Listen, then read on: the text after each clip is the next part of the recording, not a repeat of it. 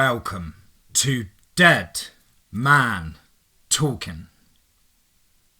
Tonight's show, guys, is an absolute honour, and I'm very, very excited. I was contacted about 3, possibly 4 months ago by an author and now close friend who goes by the name S.Binx, and fantastic guy, guys. Really, really talented author. But yes, he contacted me with a story that's actually been sort of a family story handed down by generation and generation. And it's got quite a tragic surrounding to this story. So this particular story is an adaptation of an old family story written by Binx's great-great-grandfather.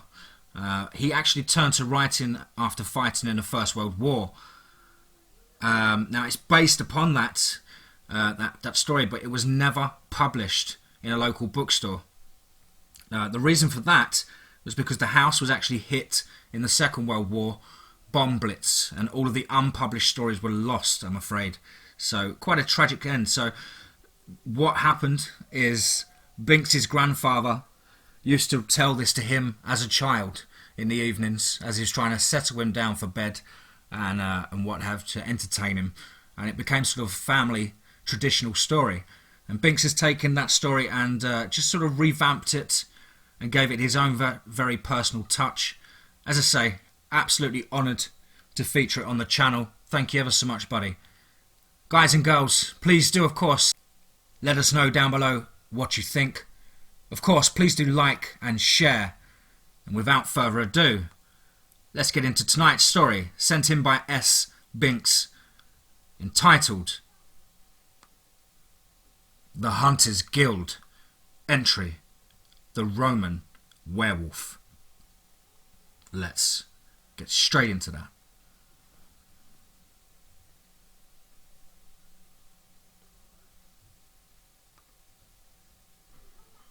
On a chilling autumn's morning, a Roman soldier was eager to return home after many years of war. On his journey he came across the ancient woodland that lay before his home. A feeling of joy hit him as the charm of the woods enticed him to pass through. The first day of his journey had proven to be delightful, as the soldier was seemingly captivated by the sound of birds singing in the canopy that sat above the endless columns of pine trees. As the short hours of sunlight faded and the chill of the autumn breeze creeped in, the soldier deemed it time to settle down for the night. After finding a large, moss-covered tree, he set up his bedroll and built a small fire as he gathered and rationed food he had assigned for that evening. Partway through the night, the soldier was woken up by a soft sobbing in the distance. He gingerly reached for his sword, but after a few minutes, the sobbing slowly wisped away from his camp until he could no longer hear it. For the rest of the night, he slept with one eye open. The next morning, after a troubled night's sleep, the soldier awoke to a higher level of intent and desire to put distance between himself and whatever he had heard. As the day went on, it began raining heavily, so the soldier, comfortable with the distance he had made, built himself a shelter for the evening. It took him a little longer to find rest with the thoughts of the previous night in mind, but eventually he dozed into a quiet sleep. His rest was short-lived, as what seemed like moments later, he awoke to a sobbing that sounded like it was right outside his camp. In a rush of fear, the soldier grabbed his sword and crawled out of his shelter to find the back of a ragged woman sitting beside the fire with her head drooped into her hands. The soldier, realizing his mistake, asked her what was wrong, but to no answer. He began to slowly approach. He reached out to grab her shoulder. When she turned around, her chin was dripping with blood as the glow from the fire lit her face, her hand clutching the remnants of a partly eaten arm. The soldier was horrified. He began to stumble. "Run!" she muttered. "Please! Please run!" As she spoke, she revealed a set of jagged teeth. But before he could reply, she slipped back into the darkness. The soldier turned and took off into the night with just his sword in hand. He ran until his lungs burned and his feet hounded with pain, but as the first light of dawn starred the horizon, he found himself stumbling down the path again. The third day was bright and calm, but the soldier, rattled and sleepless, failed to notice the beauty he had previously admired. He moved as fast as he could, trying to get through the forest before night fell.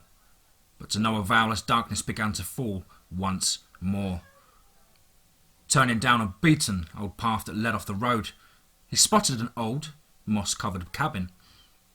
Assuring himself that it would be a good place to bunker down for the night, the soldier climbed the old steps to the cabin door. After surveying the cabin, he spent the last few moments of daylight blocking the doors and the windows with what was left of the furnishings, so that nothing would get in. Despite his preparations, he could not sleep. He sat in what was used to be the cabin's bedroom, staring at the barricaded door and nervously tapping his blade. Eventually, he couldn't keep his eyes open any longer and fell asleep. This time he awoke to a pungent stench of urine and putrefying blood, followed by a deep, predatory growl from the other side of the barricaded room. His thoughts turned to the woman from the previous nights, but he refused to believe it was her. Knowing he would be trapped, the soldier burst through the door to find the ragged woman had become a monstrous creature, coated with a thick layer of long, dark, wiry hair and muscular, elongated limbs. Its head resembled a wolf's, but with a shorter, disfigured snout and jaw. The creature had a damp, musty look, as if a dog had just come in from the rain. Terrified by what stood before him, and with no way of escaping, he began to recklessly swing his sword, but the cuts from the steel were gone instantaneously, as if from magic. His persistence only proved to anger the beast further. The soldier lunged at the monster, but his weapon was ripped from his hand before he could strike. With no way to defend himself, and the beast closing in on him, he made a last-ditch attempt as he ripped his silver brooch that pinned his cape and plunged it into the creature's side, drawing an agonizing scream of pain from the monster, who proceeded to leap through the tattered window of the cabin, disappearing into the night. The ordeal was over. The ragged creature was gone. The soldier did not sleep that night, and the next day he pushed his exhausted body through the woods, and as sun began to set, he reached the edge of the forest to see the faint clouds of smoke rising from the farmhouse in the valley below. His farmhouse. The wildflowers growing along the border of the forest were swaying in the chilling breeze. The hint of frost lingered with intention. The soldier knew that this autumn would be a cold one. Night settled over his first month at home. The soldier was on his way to check his livestock for the night. As he got to the end of his path, he saw what appeared to be his ram. His peaceful mind quickly turned to the shock as he saw that his ram was missing its head. At that moment, his smell of putrid blood and a gust of warm, stagnant breath came from behind his ear. His body was frozen and he shuddered. His legs, feeling weak under his weight, managed to turn his body to face the beast, but he was only able to utter a handful of whims. No, fuck! Before he could finish, the beast ripped into his chest with a shattering blow from its claws. The soldier hit the ground with a harsh thud. He lay there, helpless, as the werewolf set upon his throat, ripping at his body as it shook him, and eventually the soldier's face flowed with blood, and his straining eyes went glossy and cold. The beast lifted from his corpse with what remained of the man's neck in its bloodied mouth. That night, the werewolf savaged the soldier's family. It battered down the farmhouse door and slaughtered his wife and 14-year-old boy. Only his youngest son of 10, who hid amongst the rafters, was able to survive.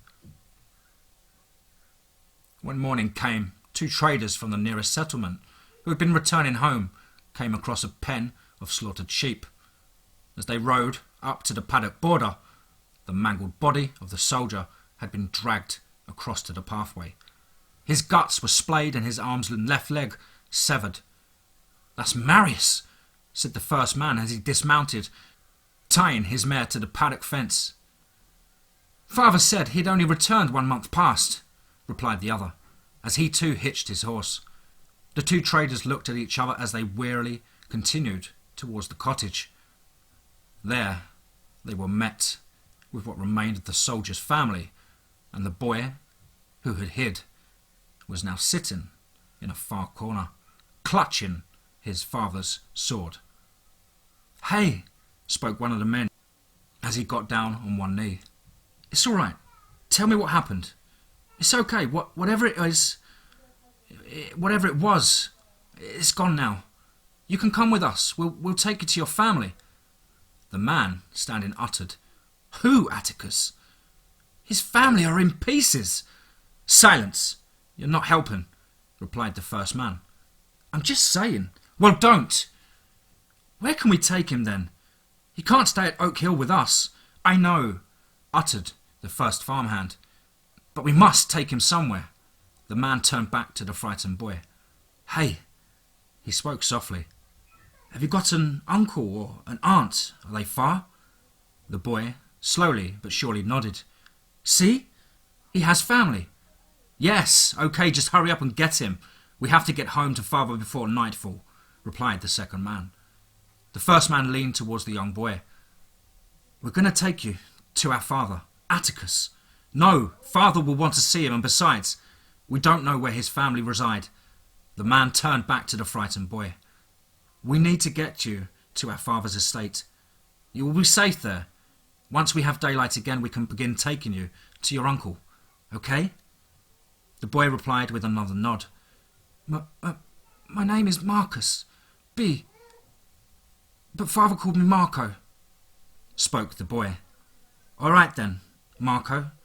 I am Atticus, and this is my brother Lucius," proclaimed the first man. "Put down the sword and let's go." Marco slid back hard into the wall, gripping the sword tighter.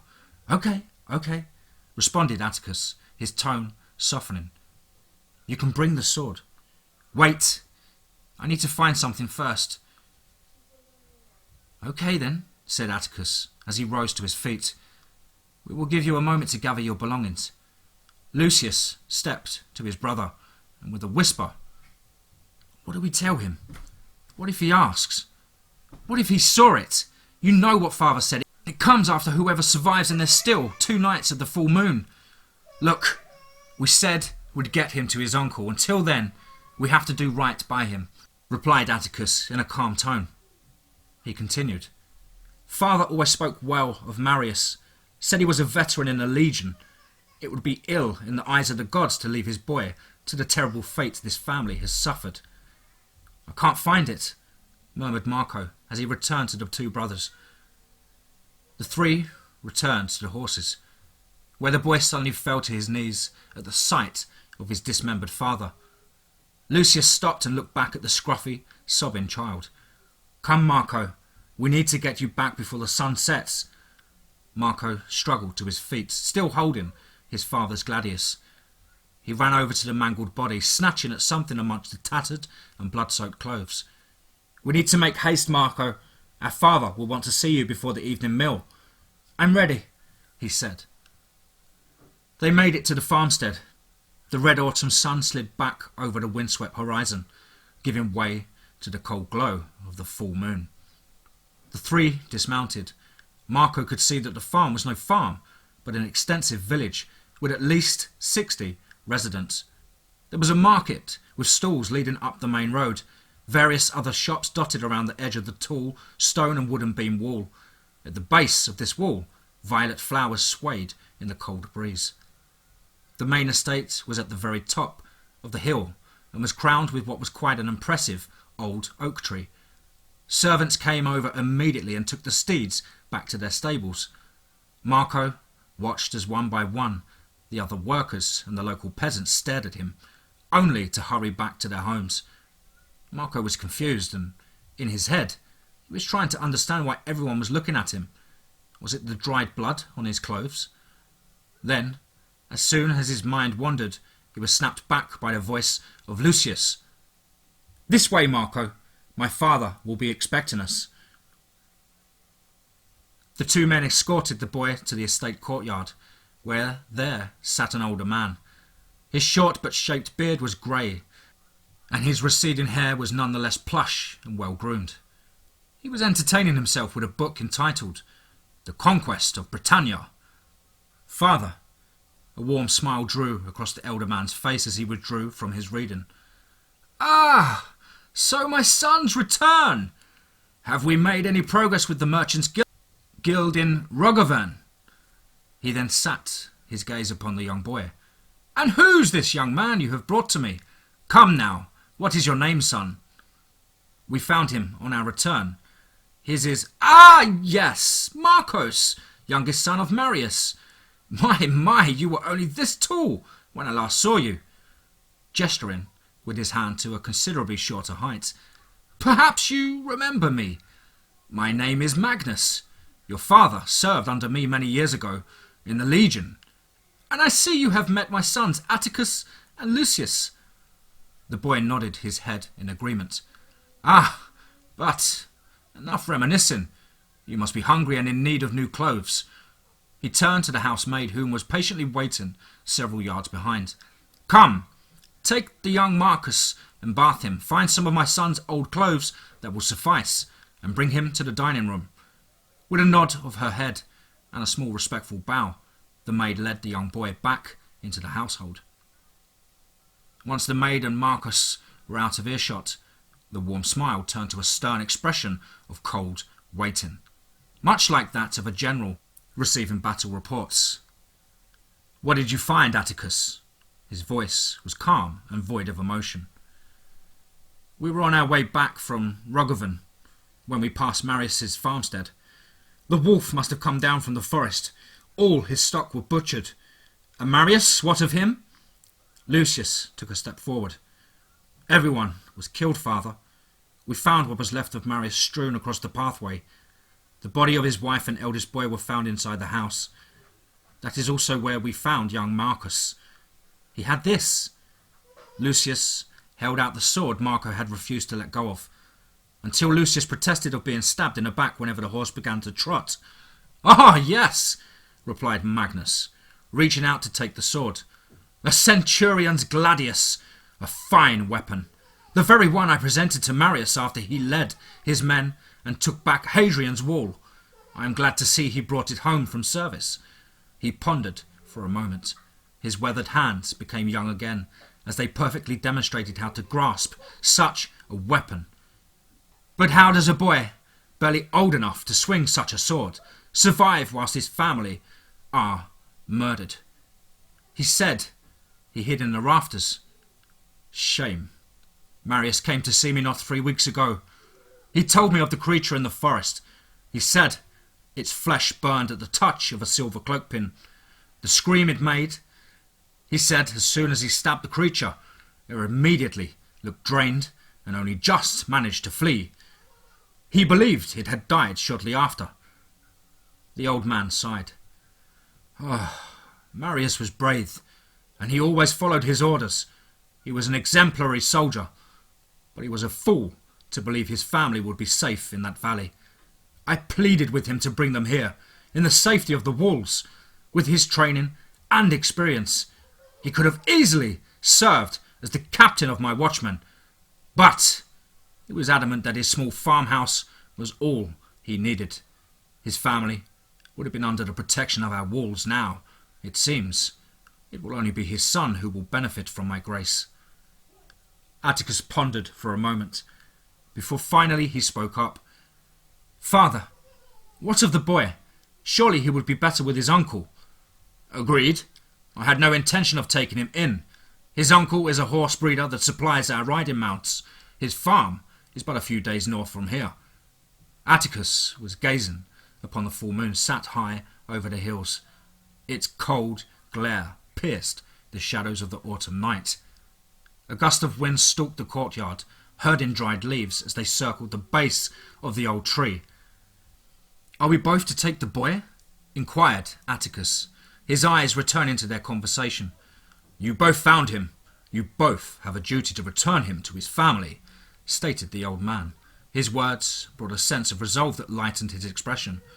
But this was not for long, as riding on the back of the wind, it came. From the deep, dark distance, a bone-trembling guttural howl echoed throughout the cold abyss. When, father? The old man's eyes were fixed on the cold darkness. You will both take him in 2 days' time.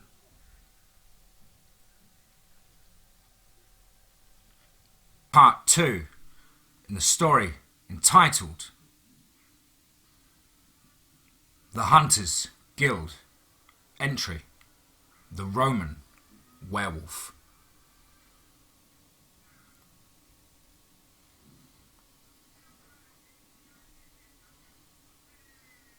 Six years later.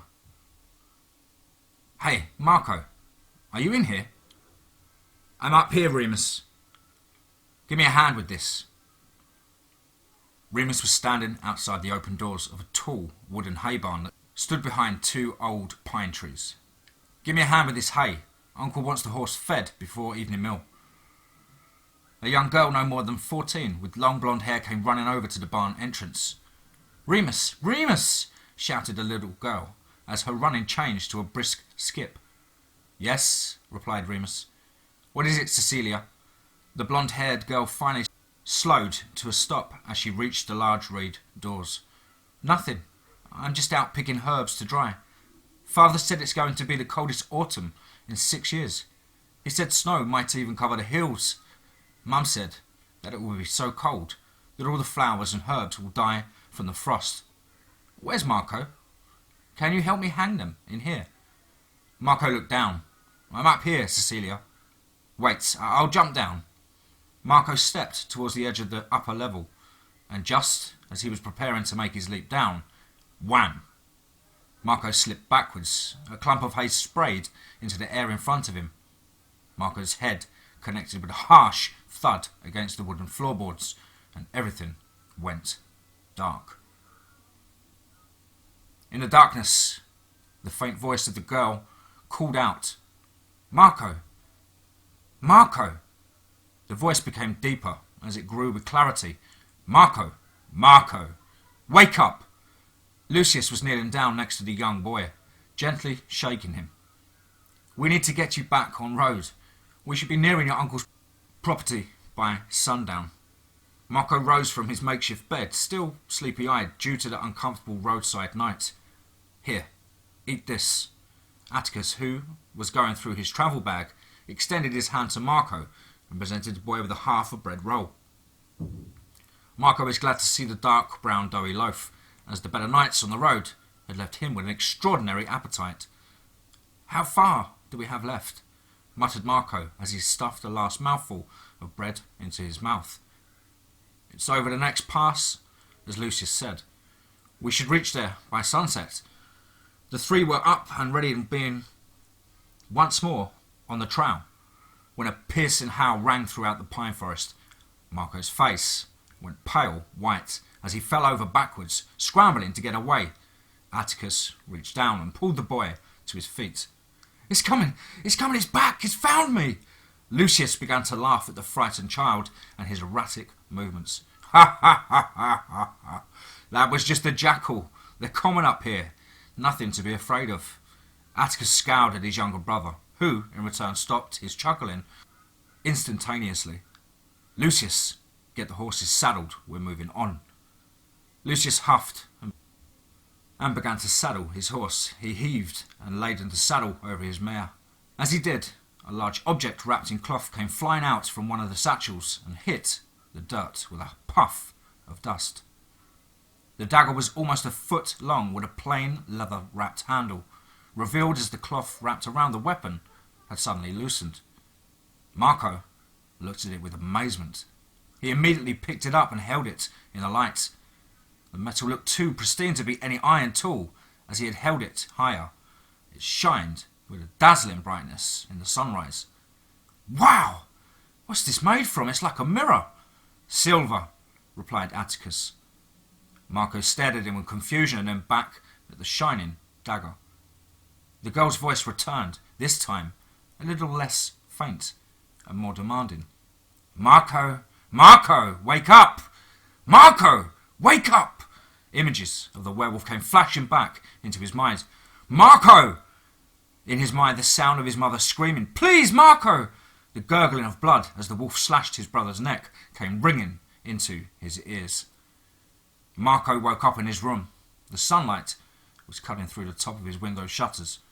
His head was in a bandage and throbbing painfully as it lay on the pillow that was damp with his sweat. He slowly rose to a sitting position and looked over to the slim blonde girl with wavy hair, who was clasping his hand. "Cecilia! Oh, by the gods, my head! What happened?" Cecilia began to break down into a splattering sob. "You fell off the hay barn." Tears were rolling down her cheeks. Her eyes were red, a sign that these were not her first that she had shed that evening. "I did what?" mumbled Marco, a confused look over his face, and she began to sob harder. "Hey, don't be like that, Sally. I'm okay." "No, Marco." She slowly wiped her running nose with her sleeve. "That was 2 days ago." With that, Cecilia fell onto him with a powerful embrace that caused her long blonde hair to smother Marco, who again fell onto his back. "You were talking in your sleep." She squeezed him even tighter. "Ouch! Careful, Sally. What was I saying?" She lifted off of his chest and pushed her gold locks back over her shoulder. "Well," she murmured, before staring him straight in the eye. "You sounded terrified, like something was after you." Marco's face was grimanced with terror. He looked at his cousin's arm to see red handprints covered her wrist. He struggled as a feeling of guilt clogged his dry throat. "Did I do that to you?" he asked. "It's okay, I'm fine." The next evening, once Marco knew he would be alone, he slid under his bed and found a loose floorboard. Carefully lifting the board as not to make a sound, he reached under and pulled out a long object that was wrapped in a tattered cloth. He crawled out to the middle of his room and began to unwrap it, pausing to make sure he was truly alone. As the dust-covered cloth fell away, it revealed the leather-wrapped handle of a silver dagger. Marco was amazed at the discovery. He had completely forgot only moments before. He had been in total panic over Jackal. Lucius stopped packing them out and walked over to the boy. "This is not like a regular knife, Marco." "It's not thin and not particularly sharp," remarked Atticus as he rolled his blanket and tied it to his mount's saddle. Marco acknowledged him and continued looking at the dagger, then turned so that the sun would stop blinding him. The dagger was, as Attic said, it was tapered to a point, but instead of 2 sharp edges, it was thicker with a centre ridge that ran all the way to the point and was indeed rounded at the edges. "Silver," proclaimed Atticus. "It's not as strong as iron. It can hold a good cutting edge, so a thrusting weapon is more effective. This shape stops the dagger from bending." "Well," replied Marco, "what is it for?" "It's for you, Marco," replied Lucius. "It's a parting gift from our father, but you must not let your uncle know about this. Some questions are better left unanswered." "What do I tell them about father and mother and—" "Listen, Marcus." Atticus knelt down next to the softly sobbing boy. "We planned to tell you this before we handed you to your uncle. The reason we don't have any weapons is because the creature that attacked your family does not come up this far north. Do you see those flowers, Marco? Do you know what violet heads are? Those are the Aconitum napalus. Most people call it monk's hood. We don't know why. But the wolf is never seen when these flowers are present. And more, the wolf is only seen during the autumn months. That's when the monk's hood blooms." Marco looked at him. His eyes were swelling as tears cascaded down his cheeks. "Why are you calling it a wolf? It's not a wolf. I've seen wolves. A wolf will attack and kill sheep or 2. It can't rip a door clean off a house. It wasn't a wolf." "I'm sorry you saw that, Marco. That wolf, that thing, it stays in the southern forest because the soil is not rich enough to support the wild flowers. That's why we're taking you here. It can't get to you while the monkshood blooms." Marco's tears turned to confusion. Why would a monster like that be scared of flowers? "Come on, boy." Lucius mounted his mare and was reaching out a hand to the young boy. "We're only half a day's ride from your uncle. I can't wait for a hot supper." "But wait!" he cried. "Why give me a weapon if I'm safe in the north?" They fell silent for a while, a silence that was broken by Lucius. "It's a precaution. Sometimes the winter's frost comes too early, and the frost covers the flowers, and they die before the autumn is over. Never forget, Marco. Beware if the frost should ever come while the trees are brown." The three set off up the mountainside pass. Marco gazed upon rows and rows of fir, spruce and pine trees that made up the hillside forest. The wildflowers sparkled from a dusting of frost that reflected in the morning sun. As they crested the mountain slopes, they came to a vantage point. In the distant lower ground they saw a property, or more like two properties, a flat meadow clearing. Atticus mentioned that it must be 20 acres or more, with the occasional old pine or fir tree dotted among the open fields. But eventually, it fell back to what was simply flat land forest. The entire scenery was separated only by a not incredibly deep, but nonetheless wide, stone-bedded river that ran beside the mill house and as far as could be seen before disappearing into the trees. Marco could see that it wasn't just his uncle and aunt that lived here. "Your uncle has 2 children, around your age, but I'm sure that he will be overjoyed to have you, young Marco," said Atticus, ruffling the boy's hair. "The miller and his wife live in the mill house. It's only an acre or so away, from what I know. They all help each other out, but a young man with muscles like yours would be a fine addition." The first house, which was quite moderately sized for a family, sat at the front with several rows of stables that led to the main paddocks and grazing. Finally, towards the far side, almost 50 yards from the house, was a large red barn. There was a long dirt path that ran from the back of the property, veering off to the row of stables, and then to the red barn. The mill house was small, but not too small as to be inappropriate for the family. It sat further back along the stream. Atticus had been a little off with his prediction, as the distance was more like several acres. Running pine trees, dead shriveled flowers covered in a blanket of snow, footprints, and then, finally, the fresh open sky. A vantage point.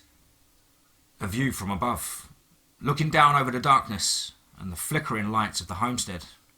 A feeling of deep desire, hatred, and insatiable hunger filled Marco as he descended down the mountain path. The bright autumn moon sat high over the tree crests, its spherical visage like an eye watching all that moves beneath it. Frosted grass crackled under Marco's feet. He was following an undeniably sweet smell that hung in the air. He crept forward and hid beside an old moss-covered fir. His legs, powered by excitement, were tense. His mouth was dripping with anticipation.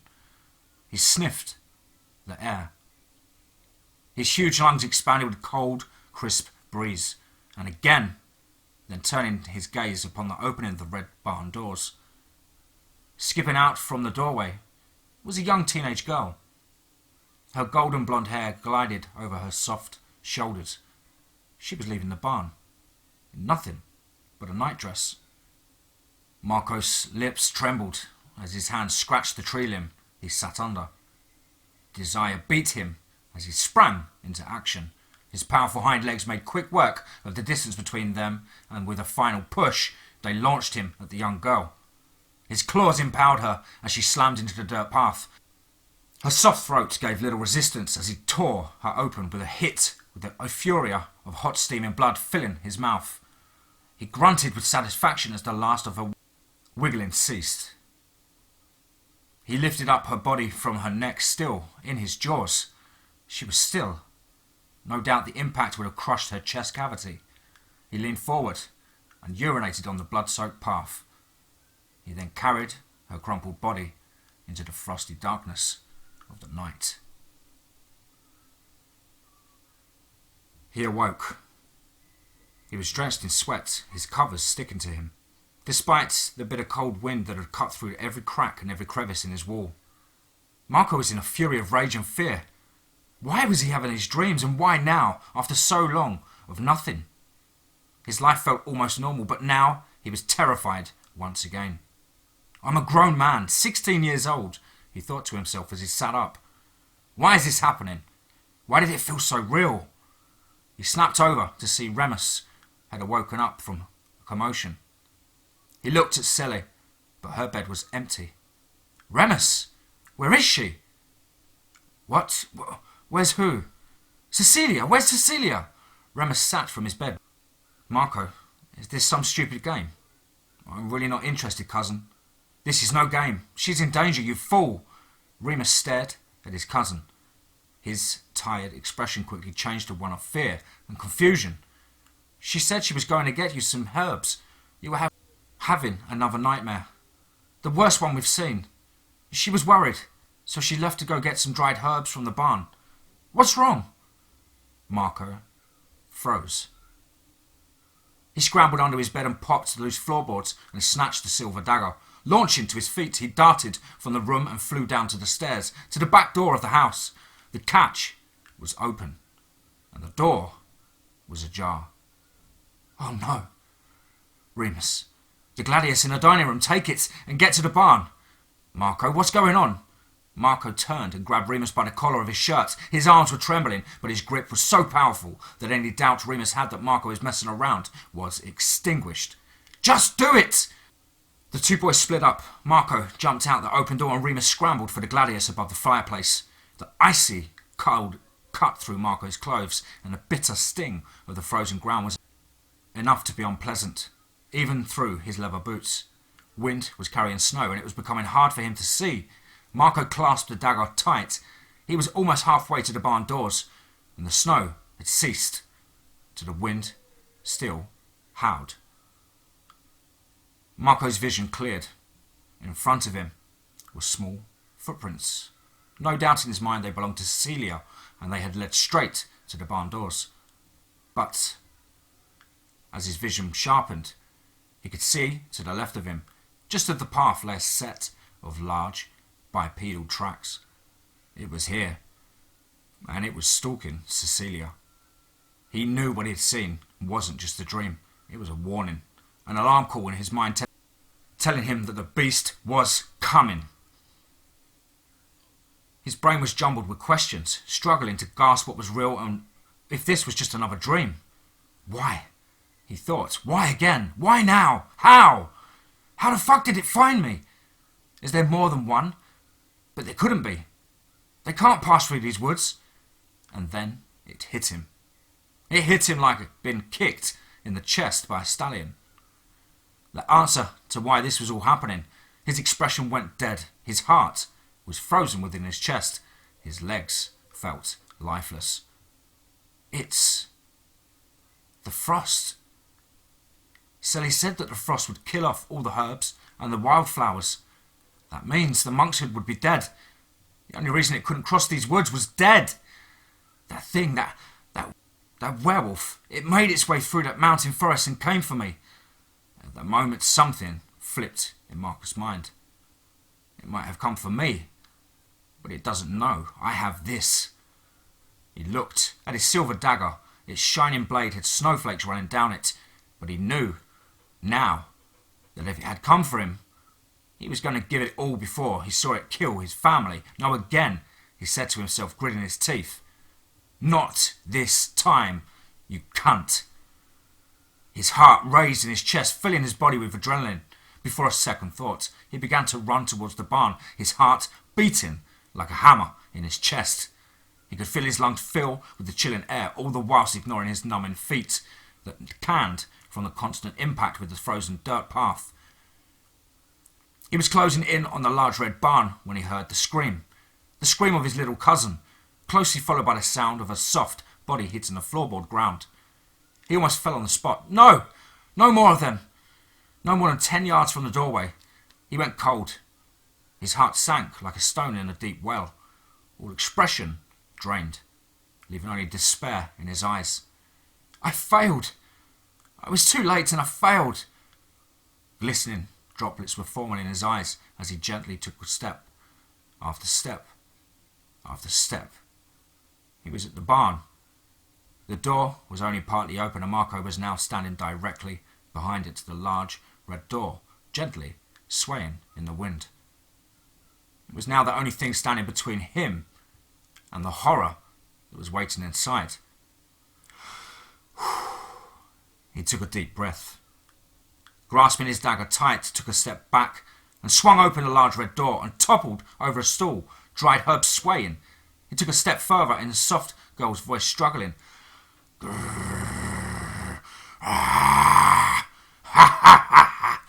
A blonde, 14-year-old girl came stumbling from the darkness of the barn. Her hands were rubbing her tummy as she revealed in her triumph, "That wasn't funny. I heard you scream." She giggled less as she read the expression on his face. "I did fall off that stool. My back," she moaned. Marco's face flooded with colour once more. "Oh, Cecilia! I thought something terrible had happened." Cecilia looked up at him with an odd expression. "What do you mean, silly? I slipped. Help me, Marco. I can't reach the herbs." "I don't need any herbs, Sally." He helped her to her feet, and in one swift motion, the two embraced each other. She spoke with an ounce of pain. "So, are you okay?" "I am, Silly. You shouldn't have come out here alone. It's not safe." She still had that odd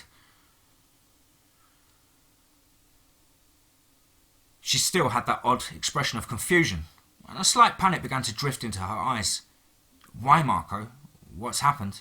Why are you acting so strange?" She retracted her hand from his back when she felt the cold metallic handling sticking from his fist. "Come on, we need to get you out of this place. It's really not safe." "What? Come on! We can't stay here." Remus was standing in front of the fireplace. His hands were trembling. He had Gladius in his grasp, but the blade felt heavy, much heavier than he expected. Crash! The sound of the roof being smashed through by something huge was quickly followed by heavy footsteps, and the sound of screaming was quickly silenced by a deep, vibrating growl that made Remus's chest hum. He realised then that it wasn't the blade that was heavy, it was his arm that was weak with fear. His body trembling with fear, trembling with every fibre as he watched the drops of blood fall to his feet. Blood that was now seeping from the floorboards above his head. The floorboards of his parents' bedroom. He turned towards the door, but he froze on the spot as the loudest, spine-breaking howl that had made the entire house tremble. Remus sobbed with terror. His trousers became wet as he pissed himself. The only thing that snapped him back to reality was the thought that his cousin and his little sister were returning, and they had no idea that there was a monster eating their parents. Remus did the only thing that he could do at the time. He stumbled out of the half-open door and began screaming. He could see Marco and Cecilia leaving the large red barn. "Turn back! Turn back! Run!" He was practically begging them. They spotted him and stopped, but he realised it wasn't him they were staring at. They began to shout, and he was almost 30 feet from the house when he began to make out a few words. "Run! Just fucking run!" He stumbled down the pathway, turning back. He cried in absolute horror as a pair of glowing yellow eyes were watching him from the rooftop. "Run, you idiot! Move your ass and you fool!" The werewolf watched Remus as he tripped and staggered, slipped and finally began to pick up into a desperate dash down the gritty, icy hard dirt path. The wolf pulled a crooked smile, as if the sight of a terrified 15-year-old boy covered in his own piss and struggling to run gave it the greatest satisfaction. A nightmarish howl, followed by the thump as the creature leaped from the rooftop and landed on the frozen path. Remus was just over halfway from the barn. Marco turned to his little cousin. "We have to get in to barricade the barn door. When Remus gets inside, we won't be able to get back in the house." They both turned and ran. Remus was closing in, his hand still grasping the sword, but no matter how vigorously he ran, the deep, raspy exhale from the wolf was getting even closer and closer. Cecilia and Marco made it back to the large red door of the barn. She held it open while Marcos frantically searched for something to bar the door. He found it. A large timber beam, almost 10 yards in length, was propped in the corner behind a pile of discarded, swept-up straw and an old, rusted pitchfork with a crooked prong. Yes! As he gripped it, the weight astonished him. He thought to himself, if that can't hold the door, I don't know what will. He wrestled the wooden beam from its resting place. Right, you hold open the door. As soon as Remus gets inside, you pull it shut. Hey! Hey! Did you hear me? Sally? His eyes shot to the doorway. His cousin was screaming at Remus. Run! Run, Remus! Run, it's gaining on you! Remus was only 10 yards from the barn. His cousin's cries fell silent upon him, as all he could make out was the maw of the werewolf open, the slick of saliva, and the stench of his parents' blood clung in its hot breath bellowing from the wolf's lungs. In those few moments, Remus cut himself off from the world. All his mind could see was the ghastly visage, flickering images of his sister being torn to pieces, his cousin ramming a pitchfork into the beast, only to have his guts wrenched out with a swift upward strike. He wanted to get up and fight, but he couldn't. His body was... it was gone. Only his spine was attached, a few strips of flesh draped along the floor. In that instant, Remus knew he wouldn't allow that to happen. He was too far, and the wolf was right behind him. He knew what he had to do. He spun the gladius in his hand, preparing to strike, but he didn't. He slipped, stumbled backwards, fell, and tumbled.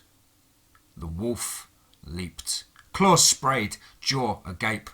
Remus, only 15 feet from the large red doors, closed his eyes, and then nothing. The wolf didn't land on him. It didn't mangle his body. Instead, an old pitchfork with a crooked prong hurtled above his head. It struck its mark, and that mark was the werewolf's mouth. The prongs, almost rusted, were sharp enough to cut the soft flesh of the werewolf's throat. The creature howled, spun out of its intended trajectory, and slid into the edge of the path, whining, but not dead. Remus took his chance to scramble inside the barn. That was one hell of a throw, Marco, screamed Cecilia, heaving the huge red wooden door shut. Remus panting. Miraculously, his hand was still clamped around the gladius. Remus, cried Marco, help me with the beam. The two boys heaved and strained as they lifted the wooden bar into place, and just in time as the entire front side of the barn shook with a force that caused dust to trickle from the beams of hay to fall from the place that the three didn't think was possible for the hay to fall from. The werewolf slammed against the huge red wooden doors. Sparks of wood were flying in every direction as the wolf struck the doors over and over again. But these doors were not those of simple farm cottage. They didn't budge. Razor-like claws of the werewolf dug in eventually. One of the planks of the redwood doors gave way, and a hideous hand that had quickly retract, leaving a huge-sized hole in the barn to which the moonlight burst through. Cecilia screamed in desperate panic. It's getting through! Oh, Jesus! It's breaking down the door! The wolf stopped its assault, growled hideously. The sound it made was full of rage. And then a large black mass with a huge yellow eye engulfed the opening of the door. It stared at the two huddled in the dark, musty barn. Cecilia, who was whimpering, pulled herself close to Remus and pressed the side of her face against his chest. She screamed. A huge disfigured arm covered in thick, wiry black fur flew through the door hole. Its long, misshapen fingers, adorned with huge black talons like claws, were wriggling and writhing in the open spaces as if tentacles that were trying to snatch at the terrified blonde girl. As if from nowhere, Marco came dashing from the shadows and sliced at the wailing arm with an experienced but nonetheless accurate and somewhat effective slice with the gladius. The beast had a hollow cry, and this time he had severed several digits from the beast's hand. The arm drew back in retreat, which was quickly followed by a venomous grumble as a harsh smack against the large barn doors. The digits that had hit the dusty floor of the barn were clearly visible. View, a stream of moonlight poured through the arm-sized hole. The three looked on attentively as they began to twitch, then more violently as they began to turn, shrinking into the digits that resembled those of a woman. The three stared at the severed fingers with astonishment, but this was not for long, as an ear-splitting screech came from Cecilia. Ah! The moonlight was suddenly blocked by a huge dark figure. Two huge yellow orbs stared at them from the frost-bitten night. The drooling gape turned into a sinister grin. The wolf raised its hand, and, to the disbelief of the trio, the hand had 5 fingers. The beast stared at them with malice and vile intent. Only it wasn't the 3 that the wolf was watching. It was Marco. He fell to his knees, dropping the sword and grasping at his temples with agony. A wretched, deep gargle of a voice echoed through his mind. You who have evaded my reach till now. The werewolf began to circle the barn, growling and hissing as it did so. Marco was still on his knees, but barely. He began to scream out in pain and anger. His nails had now begun to dig into the skin. The beast continued. You who bears the sign, the one who had foreseen my coming, I shall bring you death. I shall rip you apart, tear you. I shall free your muscles, clench, and your bones splinter. Before this, I will force you to watch as I feed on them. No, he cried. Never, I will kill you. You won't touch them, you bastard. The beast roared with utter intimidation and rage. You shall watch. You shall watch as you did before. Never! Marco slammed at his fist into the hard ground of the hay barn. A cloud of dust rose in the air, and small fragments of grit from the impact showered down. Marco felt strange, as if sparks of electricity were pinging between his fingers. He looked down to check, but alas, there was nothing. All went silent for a few moments. Marco's shoulder began to burn with a searing light. By the gods, Marco, what the hell was that about? Stammered Remus, plucking straw and grit from his hair. It was nothing. You stay here. Keep Sally safe. No, proclaimed the little girl. You can't go out there alone. There are beasts out there. You saw what it did to the door. It will kill you. God damn it! Marco didn't react. He went to the barn door, stopped, and listened attentively. The wolf was nowhere to be heard. He twisted his shoulders and looked back at the two. You make sure to bar the doors behind me. Don't come out unless I call you. If I don't, then stay here till morning. Take 2 horses and ride south. You'll find a village called Oak Hill. Marco, whimpered Cecilia. Please do as I ask. It wants me, not you. I have to end this. If I don't, it will kill us all. He turned back and took the last few paces to the barn doors. The wooden beam that had been taken off before yielded with a single arm. The barn door gaped ajar. Marco stepped into the bitter cold gaze of the full moon, his fingers adjusting to his grip of the gladius. He took 15 quiet paces and stopped. His head twisted back one final time, indicating for the two to bar the door once more. As Remus pulled the door shut, the moonlight shone upon his face through the breached door. The light suddenly flashed, and a deep, reverberating growling and the smell of putrefying blood. The sound of a sword blade slicing through the frost-laden breeze of the autumn air. Marcos's face had a hard and expressionless look to it. The wolf stood between him and the large red doors of the barn. Its piercing gaze was fixed on him as it lowered its body, as it was ready to pounce. Marco was steady, his fingers flickered with static. His body turned to face the creature sideways. With a flick, the gladius was raised and Marco assumed the fighting position. The beast gave it a wicked smile, as if like a flash of a shadow. It lunged forward, claws extended towards Marco. As if a natural reaction, he dived aside, rolled and into a crouched position. He twisted and resumed his defensive stance, but the wolf was already a mid-leap. He reacted as best he could, rolling forward with the gladius in both hands.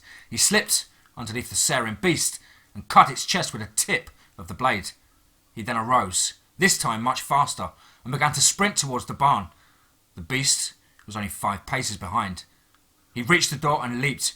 1, 2 steps. He ran up to the shredded door and span and swung with all his might. The creature howled as the blade was met with the resistance of the werewolf's muzzle. Marco landed behind the beast, but was in shock as the wolf was seemingly unscathed. Marco remembered his silver dagger. He threw the gladius at the towering monstrosity. His aim wasn't perfect. Marco wasn't bothered. He sprinted towards the monster, his dagger drawn, but the beast was fast. Too fast. It slipped past the hurtling sword and headbutted the 16-year-old with a spine-breaking hit. Marco fell, and the beast fell upon him. He desperately thrust the dagger, but the wolf pinned his arm with one of its malformed hands. Saliva dripped on his face as the hot stamp from the monster's breath bellowed out across his face. Marco almost gagged under the stench, but then instead of tearing him in pieces, as he was sure it would happen, the voice in his head began once more. You fool! I shall now satisfy my hunger, my desire. As from nowhere, a pitchfork speared the wolf on end of the handle. Cecilia! In a split second, Marco's free hand snatched at his pockets, pulling a silver brooch pin, and with a fast, violent thrust, he stabbed the beast in the chest. The monster lifted and squealed. It swiped the leg of the dainty girl with its claw. She screamed and let go of the fork. Remus, with the gladius in his hand, swung the blade with utter fury. The clawed hand went soaring into the air, and Marco, with his dagger and arm now free, thrusted the dagger, the silver stake entering through the bottom of his wolf's jaw. It bellowed with agony. The remaining clawed hand desperately tried to remove the silver that was melting its flesh. Marco gave one last scream of defiance, and with electric surging in his fist, he struck the handle of the dagger, forcing the tip to burst through the werewolf's cranial with a spurt of steaming blood. The wolf went quiet and slumped to one side, its hair falling off as it began to spasm and shrank into a small, feral-looking woman. Marco! The girl fell to her knees. Her hand was pressing against a finger-length sword on her thigh. I'm fine. Let's look at that leg. It's not deep. You'll be okay. Remus, give me a hand with this. Remus took a knee beside him, tore his sleeve and dressed her leg. He looked across at his older cousin. So, that thing, 6 years ago.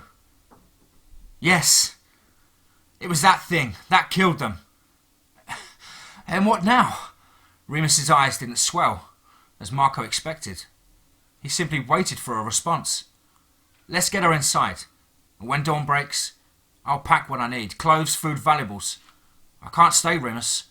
I need to go. Go where? What will you do? Go back home? I don't know. But I know now what I need to do. You and Cecilia go to the miller and his wife. They will help you. I'm going to take one of the horses. Where will you go? They both asked in unison. To Rogovan. Maybe further. I'm going to join a guild.